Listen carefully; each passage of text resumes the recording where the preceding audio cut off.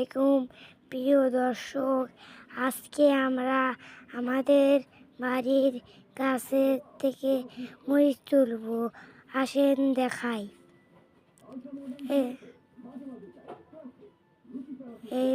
এখন আমরা মরিচ তুলব। দেখুন, এই যে একটা তুললাম, দুইটা তুললাম,